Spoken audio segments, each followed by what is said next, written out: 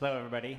My name is Dean Takahashi. I'm the lead writer for GamesBeat at VentureBeat. I'm from the San Francisco area in California in the US. And I've been writing about the game industry for more than 20 years. I run the GamesBeat conferences, and our next one takes place on October 5th and 6th in San Francisco. And I'm happy to be here at Gamelab for the second year.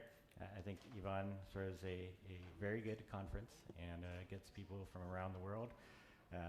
Interesting people, not like me, but like Sam Lake from Helsinki. So Sam is one of the longest tenured storytellers in modern video games. He's from Remedy Games, and he's been at Remedy for 21 years. Pretty much so. Yeah, making games the Remedy way, and we're going to delve into what that means, and we're going to hear about Sam's views of transmedia, which is a very big word. So as a writer, Sam has grown up at Remedy, and Remedy has grown up in the games business as well. It has made games like Max Payne, Alan Wake, Death Rally, and Quantum Break. But it's a far different company today than it was when it started. And with this session, we're going to get to that complexity of Remedy as well as how story has evolved in games. And in fact, just before this, Sam and I were sort of bemoaning the fact that we don't have as much time to play and finish games anymore. And I think a lot of gamers are in that same situation. Where they never get to finish the story that you guys work on so hard to make sure really compels people to play. So I don't know if you have a thought on that at the outset that we're working so hard on these stories in games these days and making them bigger and longer, and people don't have time to finish them. Yeah, that's an interesting dilemma. Well. Thank you, Dean. Lovely to be here, talking with you. Nice to be here at Gamelab Barcelona. Yeah, it's an interesting situation. It's wonderful that there are so many really, really high-quality story experiences, story games out there these days. How to get more time? Time would have to break down. And maybe that was part of the kind of themes for Quantum Break, thinking about that frustration of always running out of time. So what are your influences as a writer, and what inspires you? I mean, I suppose it is many different mediums, books, TV. Modern TV keeps inspiring me a lot of really, really high quality shows. Once again, almost too many to keep up with that. But that is definitely where a lot of the story inspiration comes from, reading books and say watching TV. Obviously, life as well, thoughts. I could list a long list of writers. Paul Auster, one. Mark Danielewski's House of Leaves has been one of my long. Postmodern writing is interesting to me because there is an aspect of a game in it. It's kind of a you are unraveling a puzzle in a way, and that's very stimulating and exciting. Very much at the moment enjoying the new episodes of Twin Peaks. Really, really glad to be on that ride, seeing what David Lynch and Mark Frost are coming up with. Games, obviously, as well. I think that a lot of interesting stuff is happening in the indie game scene, kind of a lot of interesting experiments with storytelling there as well. So when you look at this sort of state of storytelling now in the game business, I see a lot of open worlds with directed stories within those worlds, and bringing up the time thing again. I played Shadow of Mordor, and it took me about 80 hours to finish the game. And then they're coming up with Shadow of War now, and they say it's going to be a magnitude, order of magnitude bigger. And so, maybe it'll take us 800 hours to finish a game, right?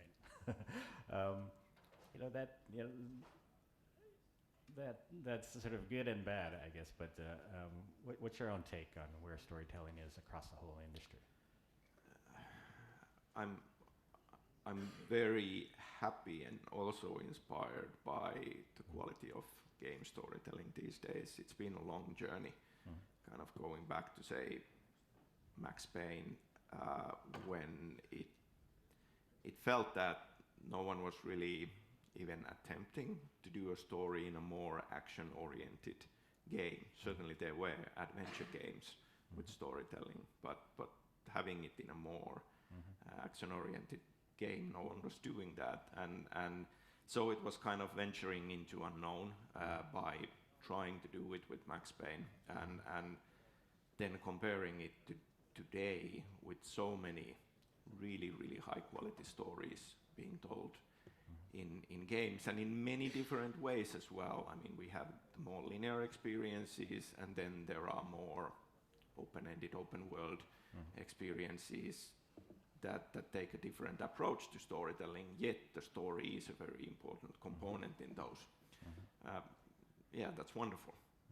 So with Max Payne, you had some very severe restrictions on what kind of story you could tell, right?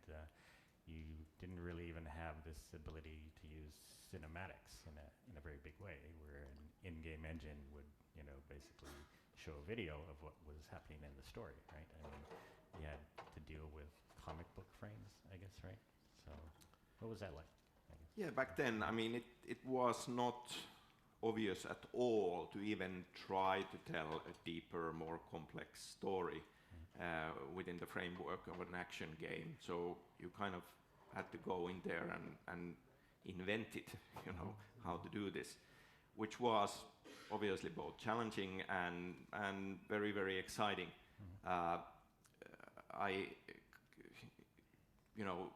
Max Payne being kind of this hard-boiled story, one aspect of it was the voiceover narration of the character, which is a method used in kind of hard-boiled crime fiction books, and obviously in say film noir movies, and kind of knowing that tonally that would be very fitting and bringing it into the video game or computer game context made a lot of sense, and that kind of opened up the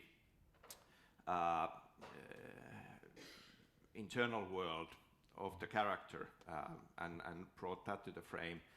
And yeah, as you pointed out, looking at the very crude cutscenes at the time, what were the possibilities there, it didn't really lend itself to doing a complex, deeper story. So we had to look for another method, and then looking into other mediums and comic book.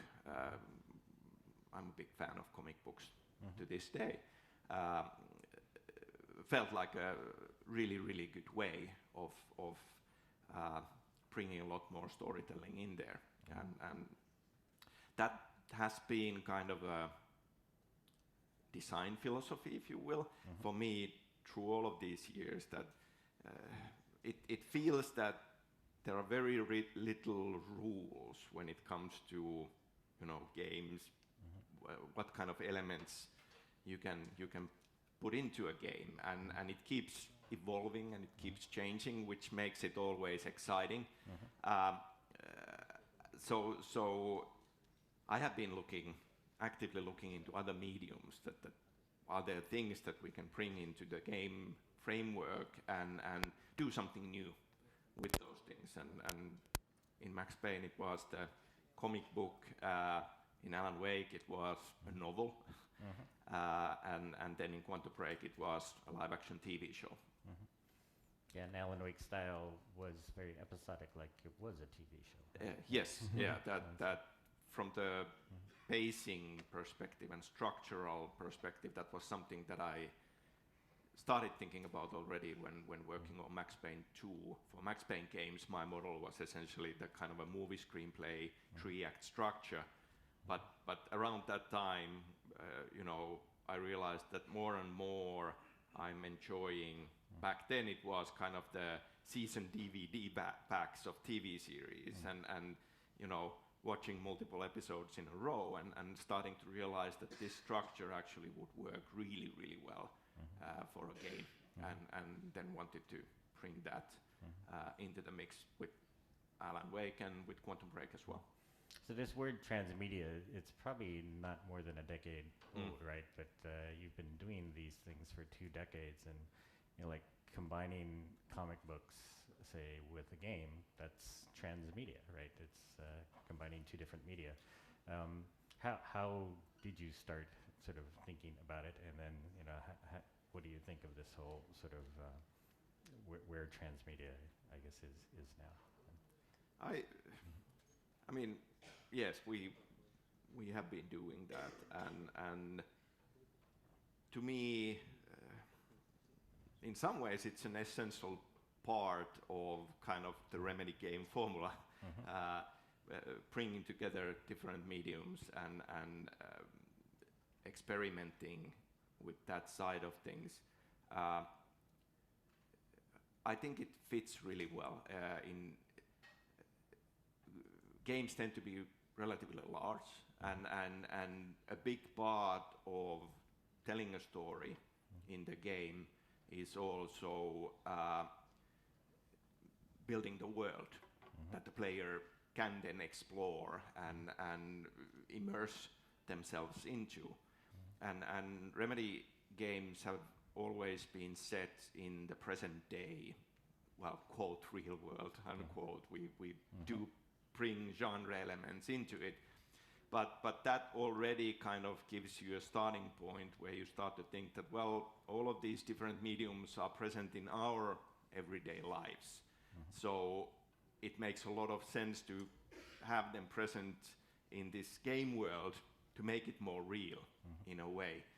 And I mentioned postmodern writing, which tends to be by its nature also fragmented. You are piecing certain things together, and that to me, for our games and for different mediums in there, is also an opportunity. Like, already with the first Max Payne, we had some in-game televisions in the game world with mini TV shows in there, and went a lot further with that in Max Payne 2.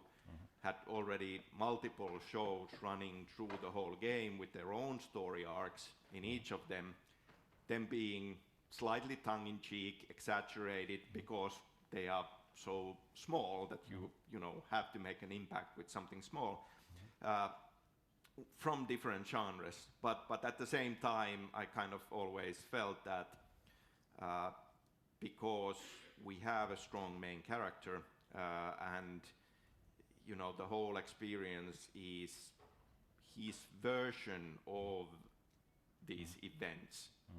In Max Payne games, Max Payne is telling the story, narrating it, and to me it always means that you're not actually playing how it really went, you are playing how Max tells you how it went. So all of those mini TV shows, all of that transmedia material seems to be commenting on his journey and his character.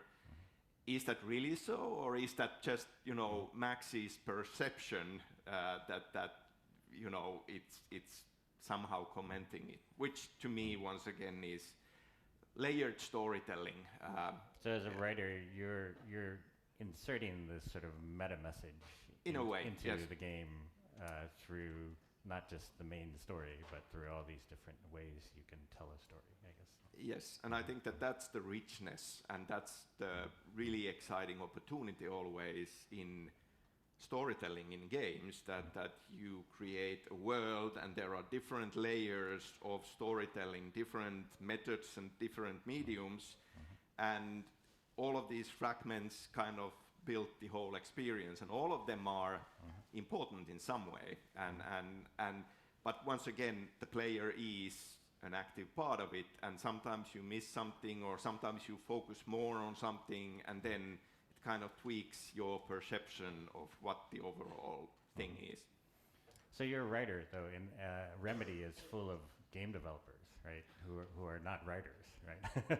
So it's probably interesting to hear conversations within Remedy, I guess, about, can't we just do something that is, a fun little mini game that doesn't have a story part to it, or can't we sort of focus more on the game mechanics or the fun instead of a story, I guess. How do these conversations go? It's true, and especially going back to, say, Max Payne, I was the only writer in the company. Obviously, we were a much smaller team back then, but bit by bit already with Alan Wake, we had 2 writers, me and Mikko Rautalahti, and in Quantum Break we had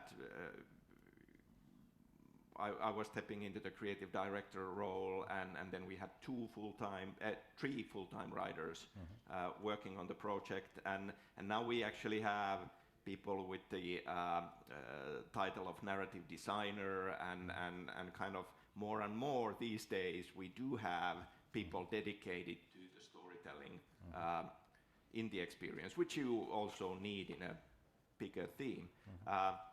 Yeah, it's interesting. Obviously, there are many ambitious, talented people with different points of view. Making games is very much a team effort, teamwork, and people tend to kind of come around the same table with very different points of view and perspectives into what should be there and what's important, and then out of that conversation and back and forth and iteration, the actual experience is born. I think it's a good thing. It's an interesting and stimulating thing, and you always learn something.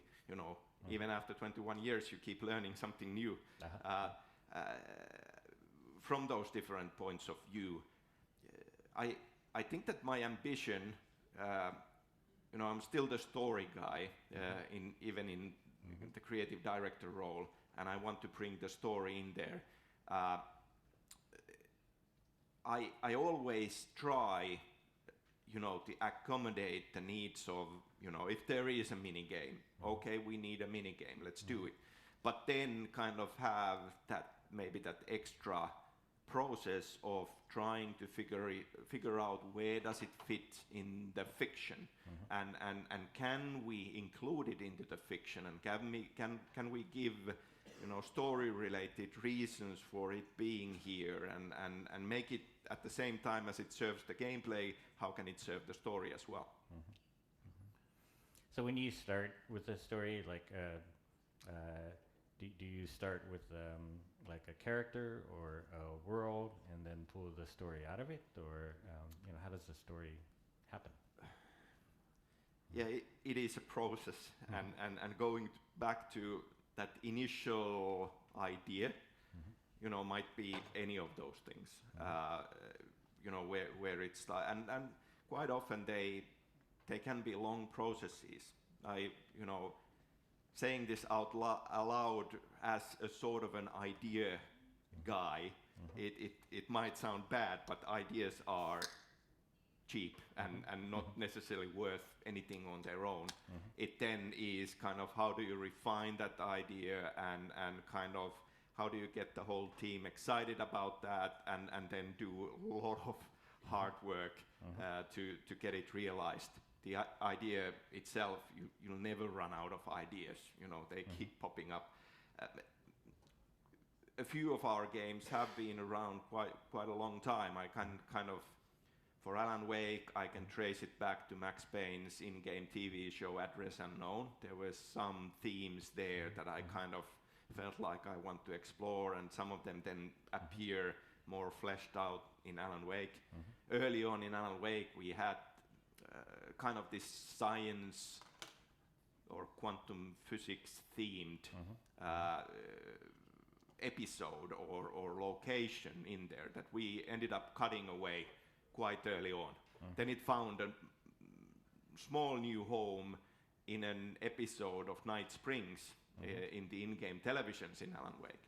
And from that idea, I kind of wrote down a kind of a high-level description of a game idea and named it Quantum. and that then ended up growing into Quantum Break. So you know, many ideas kind of, I'm always try to kind of, you know, people have ideas and they're bringing them to the table for a game, and sometimes you just say that, well, this can, you know, there is too much already and this doesn't really fit in. But I try to kind of console people that you know, even if we leave it out here, it might find a much better home later on and kind of grow into something, it's you know, much better. Yeah. So like when people talk about leveling up games, they usually mean they're leveling up the technology, right? From going from Quake to Quake 2, or you know, you eventually add, you know, full internet multiplayer or something, right? But you guys also, you know, level up your stories, right? And I'm kind of curious how you do that, say going to Max Payne 2 or Alan Wake, and you know, if you look back, you know, like how are the stories getting better, or how are the stories in, say, Quantum Break a level up from the story of Alan Wake, and you know, how is that a level up as well? Yeah, I mean, I do think that that's happening. It's also part of just the ambition of wanting to do better and find better ways. To me, if we look at Max Payne and Alan Wake especially, they're very character-centric stories, and kind of a big part of that storytelling to me was that the interesting part, if you look at the character, is really the kind of the inner struggle and kind of the flaws and kind of pain points inside the character. And then the question is, how do we bring this internal world into the actual concrete external world of an action game? And it goes into, say, in Max Payne, the narration, and this being Max's point of view of the story, and as I said, even the mini TV series inside, you know, talk about these things, and this layering of elements that if you look at Max Payne 2, we started mixing up these layers, you know, finding interesting ways. Say we had the TV show Address Unknown, and suddenly then as a level there is a fun house based on that TV series, and it becomes an actual location in the game. It's not just a mini TV series, it becomes a physical location. The same thing with, say, Captain Baseball Bat Boy, which was this cartoon in Max's world. Suddenly we discovered that Vinnie Cogniti, one of the mobsters, is a huge fan, and he is this comical character, and you kind of find him cosplaying the Captain Baseball Bat Boy, and then that character suddenly is with you. So kind of mixing up these layers, which to me felt like an interesting step forward. Then obviously if you look at Alan Wake, we made the internal turn into an external threat in a supernatural way, that Alan Wake's inner, you know, demons and his writing where actually turns into reality. So a very kind of a direct way of bringing the internal world into the action threat. which to me felt like an interesting step forward in exploring this very character-centric approach. Quantum Break was slightly different to begin with, from this perspective that we wanted to bring the show in, and with that it was a bit more an ensemble cast, not so focused on one single character, although there are a lot of kind of learnings and elements from previous games regarding our main characters, Jack Joyce's journey. I thought that Quantum Break had some very it's very complex, right? I imagine if you had you had a chronology of things that happen in the game, and then you have things like flashbacks that are great for sort of making a nice narrative point. But then the entire game is some kind of flashback or whatever. And I thought one of the cool things you had in the game was sort of being able to go to a place and then see what transpired in time at that place, right? That seemed like a very cool mixture of gameplay and story, right at the same time. It seems like you really have to come up with these kinds of things in order to just make this whole thing work, I guess. So. Yeah, that was a clear goal for me in Quantum Break. And maybe that was kind of taking a step back and looking not just the story but the whole of it, is to find a story and find building a fictional world with rules that would be able to kind of have everything inside it, kind of all the aspect of gameplay and everything included with this time-related, time travel, time superhero fiction. That the story aspect of it wouldn't be just serving the story, but the gameplay as well. Now, if you look back in hindsight, I guess people had some mixed reactions to some of the games, like Quantum Break and Alan Wake. I love these games. I thought they were great. They're very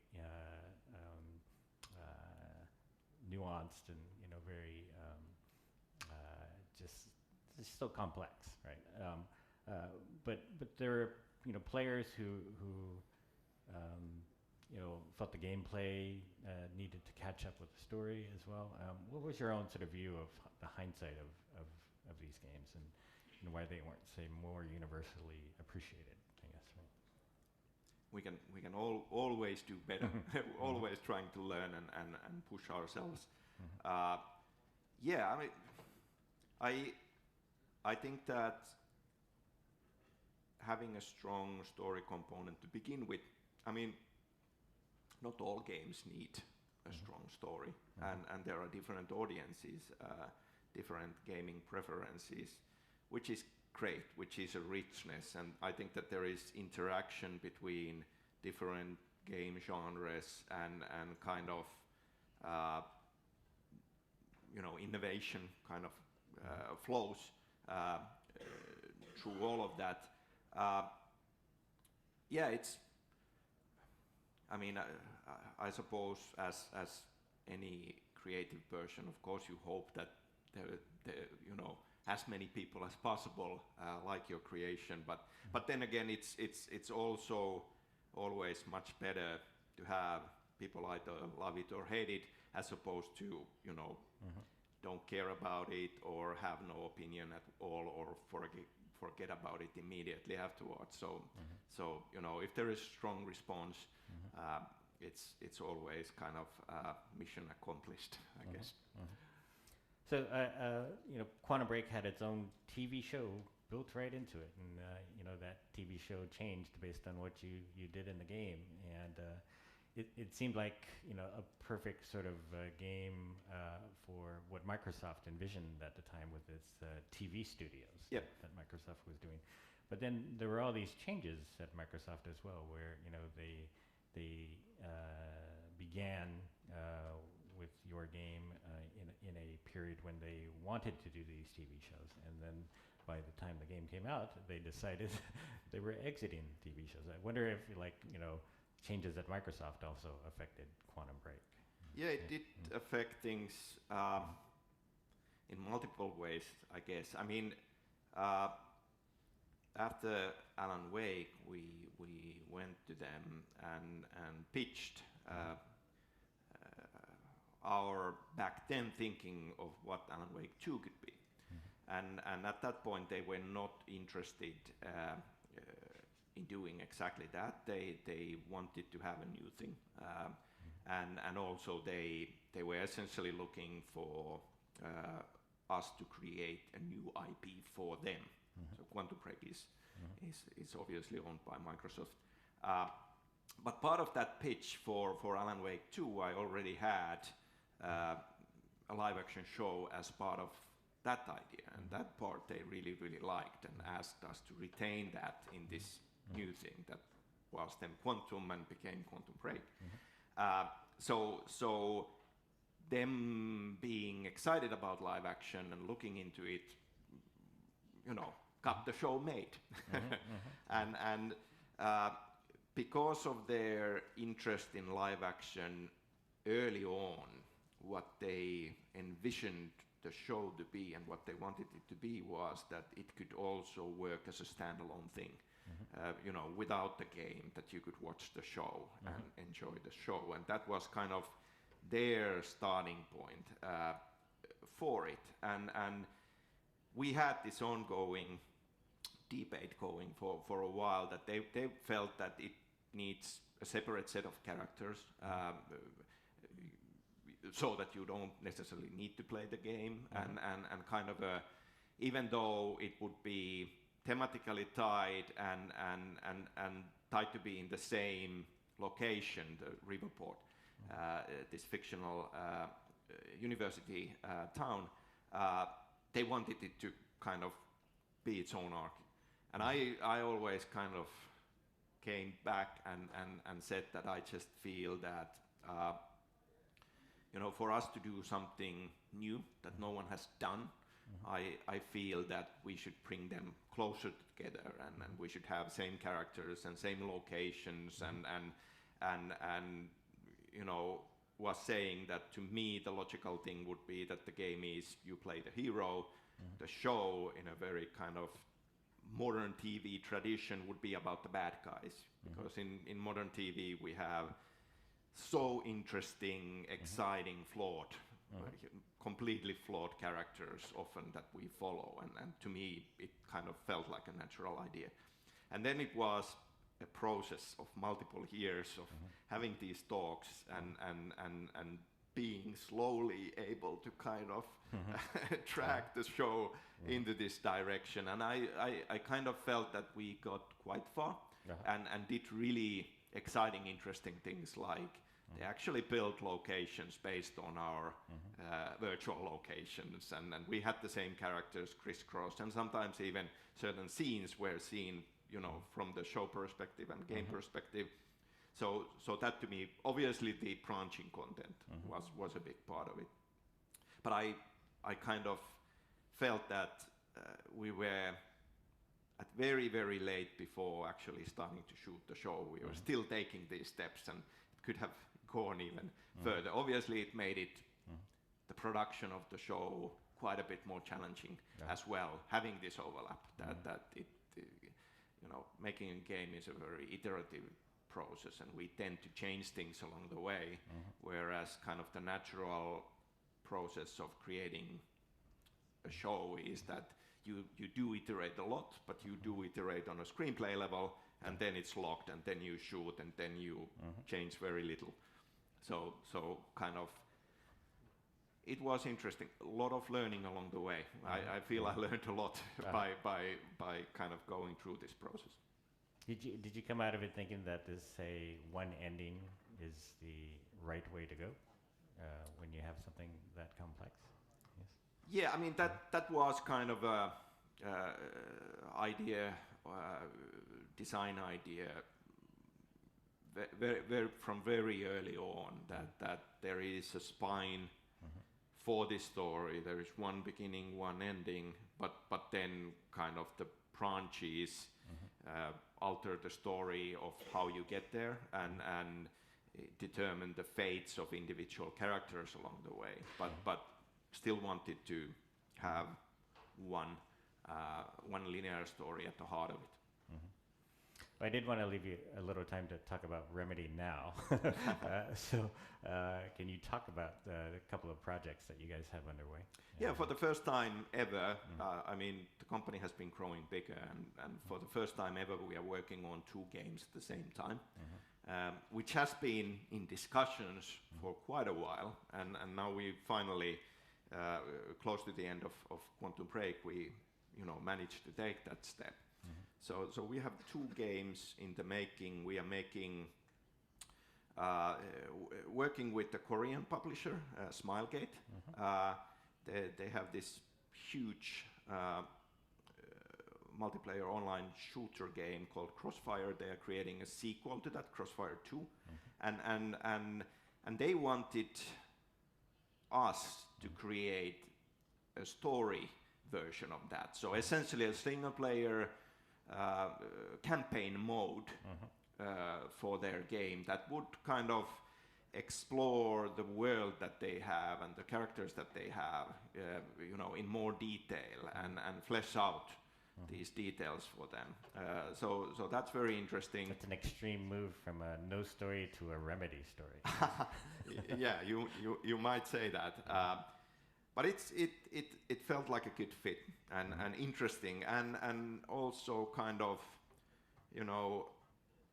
a lot of interesting opportunities once again for learning from how they look at things and what, being part of this really, really big experience with the story. So that felt interesting that we are making at the moment. And then we have another project, our own new thing, that's to be published by 505 Games. We have not really said a lot about that yet. The code name of the project is P7, so we haven't even told the name.